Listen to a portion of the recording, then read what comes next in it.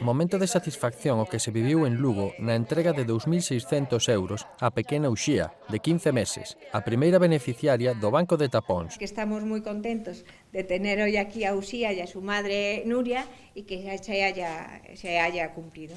Achega que contribuirá a súa nai, Nuria, a seguir avanzando por unha causa, a reconstrucción de carne e oso da man esquerda da pequena, que naceu sen ela.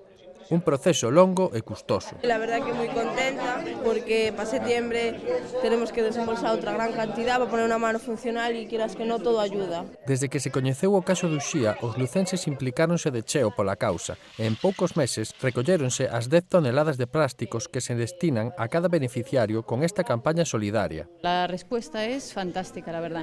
Estamos contentos. Llegan, te puedo decir, a mi farmacia todos los días una bolsita.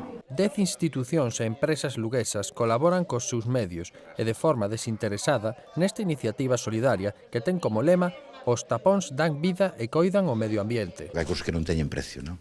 E o que non ten precio é esta capacidade que se tuvo nesta iniciativa para que a solidariedade volvera a imperar nunha sociedade que parece como que se estuvera illada dese valor, non? O comité de expertas que valora cada caso dará a coñecer moi pronto o nome do próximo destinatario do Banco de Tapóns, que nestes momentos acumulan outras 7 toneladas no depósito do CEAO. Nos queda pouco para as 10 toneladas para el siguiente beneficiario, o sea que pronto, creo que en 3 semanas ou así, los juntamos ya. Os que desexen sacar sorrisos como os de Uxía poden colaborar depositando tapóns nos puntos de recollida da provincia, onde vexan este adhesivo, entre eles as 180 farmacias espalladas pola xeografía luguesa.